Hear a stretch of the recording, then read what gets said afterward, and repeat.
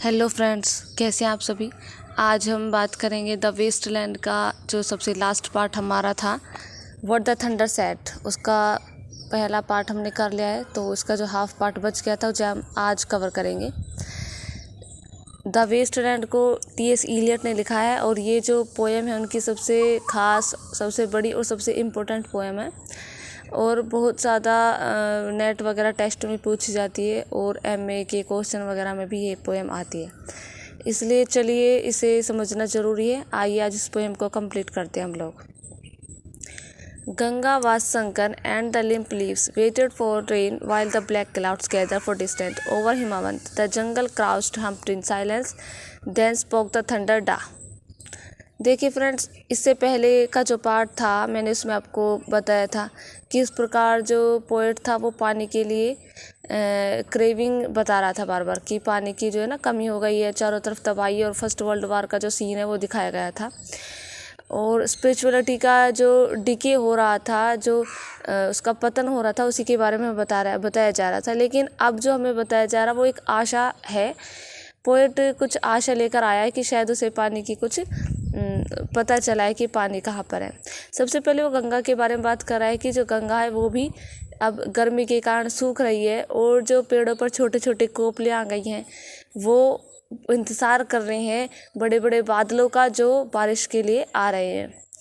इसी प्रकार हिमावंता के ऊपर बहुत सारे बादल हैं और वो बादल बारिश लिए हुए हैं ताकि जो गंगा के चारों तरफ का क्षेत्र है वहाँ पर बारिश की जा सके। जो बड़े बड़े जंगल हैं गंगा के पास वो भी इंतज़ार कर रहे हैं एक साइलेंस के साथ, एक पेशेंस के साथ कि कब वो बादल आएंगे और बारिश होगी। यदि इसका सीधा सीधा मतलब मैं बताऊं तो पोएट यहाँ पे कहना चाह रहे हैं कि जो सभी लोग हैं वो इंतज़ार कर रहे हैं स्पिरिचुअलिटी का, यानी रेन का, जब हिमावंता यानी हिमालय से आने वाले बादल लाने वाले हैं। यहाँ पे हिमावंता हिमालय के लिए किया गया है क्योंकि हिमालय में आप सभी जानते हैं बड़े बड़े जो योगी मुनि रहते हैं वो रहते हैं और स्पिरिचुअलिटी वहाँ पर बहुत ज़्यादा होती है।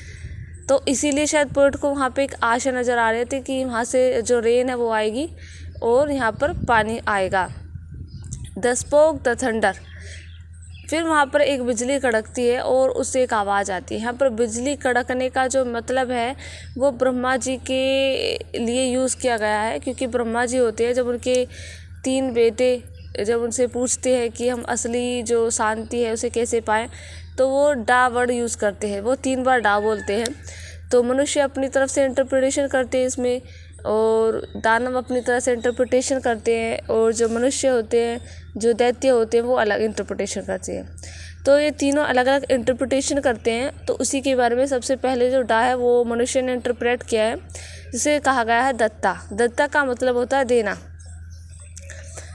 What have we given, my friend, blood shaking my heart, the awful daring of movement surrender, which an age of prudence can never retract by this, and this only we have existed, which is not to be found in our obituaries, in our memories, draped by the beneficent spider, or under seas broken by the lean solicitor in our empty rooms.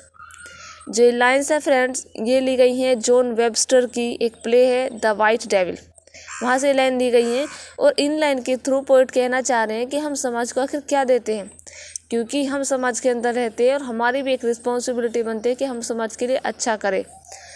तो poet कह रहा है कि जो मेरा दिल है वो बहुत ज़्यादा घबरा रहा है, पूरा ब्लड मेरे दिल के अंदर आ रहा है, क्योंकि पोएट कुछ जो सरेंडर करने जा रहा है, अपनी जो गलतियाँ हैं, अपनी जो मिस्टेक्स हैं उनको सरेंडर करने जा रहा है, इसलिए पोएट बहुत घबराया हुआ है।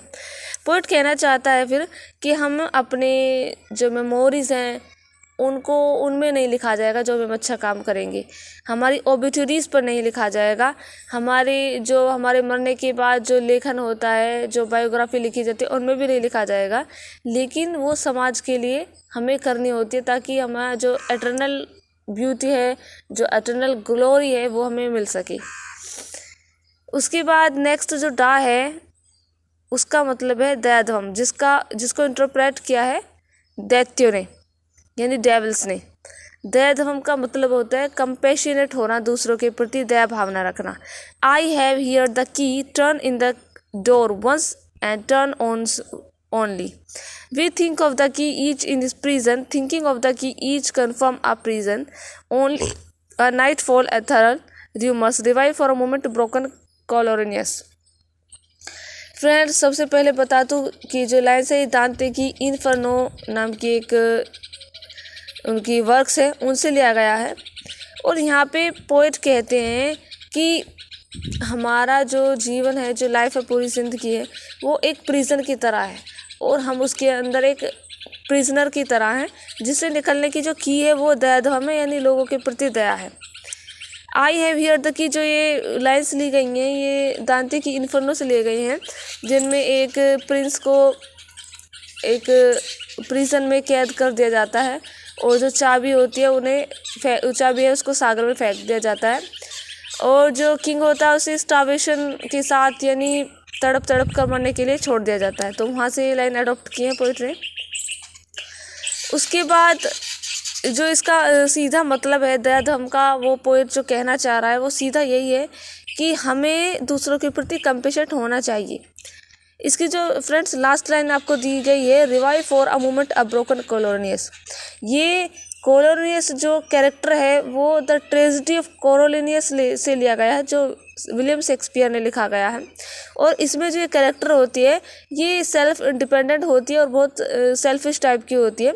तो पोएट ये कहना चाह रहा है इस लाइन के माध्यम से कि हमें दूसरों के प्रति दया रखनी चाहिए, बल्कि कोलोनियस की तरह सेल्फिश नहीं होना चाहिए, केवल अपने बारे में सोचने वाला।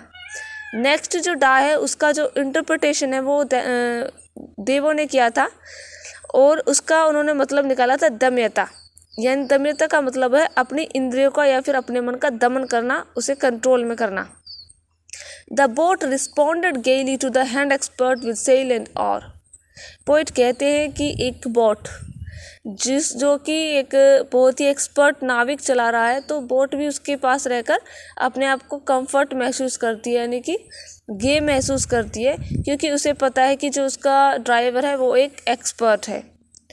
और इसके बाद द सी वाज काम, your heart would responded,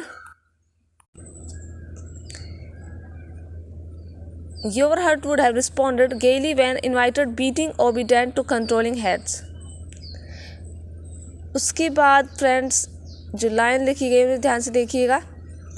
I sat upon the shore fishing with the arid plain behind me, shall I at least set my lands in order, London's bridges falling down, falling down, falling down. जो दमयता है इसका मतलब मैंने आपको बताया कि अपनी इंद्रियों का, अपने मन को दमन करना। उसके बाद पोएट कहता है कि यदि हम सागर की तरह शांत हो जाएं तो शायद हम अपने अंदर देख सकते हैं, हम अपने इंद्रियों, जो हमारा मन है उसे कंट्रोल किया जा सकता है। कंट्रोल करने का सीधा जो तरीका है वो भी पोएट हमें यहाँ पे दे रहा है कि यदि हम अपने मन को एक सागर की तरह शांत कर लें, बड़ा कर लें, तो शायद हम अपने मन को कंट्रोल कर सकते हैं। उसके बाद जो लाइन्स है I set up on the shore, ये लाइन्स ली गई हैं फ्रॉम रिचुअल टू रोमांस से, जो कि जैसी वेस्टर्न की एक प्ले है वहाँ से ली गई हैं, जहाँ पे किंगफिशर नाम का जो एक कैरेक्टर है ये अपने सागर के शोर पर बैठकर जो उनकी स्किन फर्टाइल ज़मीन होती है उसे फर्टाइल करने के लिए सोचता है कि उसे फर्टाइल करने के लिए क्या करना चाहिए। और जो लंदन ब्रिज वाली लाइन है ये एक नर्सरी राइम है और जिसे हमें दिखाया गया है लंदन ब्रिज का, यानी कि लोगों का जो स्पिरिचुअलिटी उसका पतन दिखाने के लिए कोशिश की जा रही है। नेक्स्ट जो लाइन है फ्रेंड्स वो लाइन्स दांते की एक पोएम है प्रोगेटरियो, वहाँ से ली गई है, जिसका मतलब है प्लीज़ रिमेंबर माई पेन। यानी कि पेन का यहाँ पे मतलब है कि जब हमें पेन आता है, हमारे महसूस होता है, हमारे लाइफ में पेन आता है, तो हमें याद दिलाता है सच्चाई के बारे में और अपना जो लक्ष्य है उसके बारे में। नेक्स्ट जो लाइन है वो आपका फिलोमेना जो एक प्ले है वहाँ से ली गई है, जहाँ पे जो ब्रोकली होती है वो टेरेस को अपने चिल्ड्रन होते हैं जो बच्चे, उनका मांस बनाकर खिला देती है, जिसके कारण उसे बाद में स्वेलो वर्ड के रूप में ट्रांसफॉर्म कर दिया जाता है।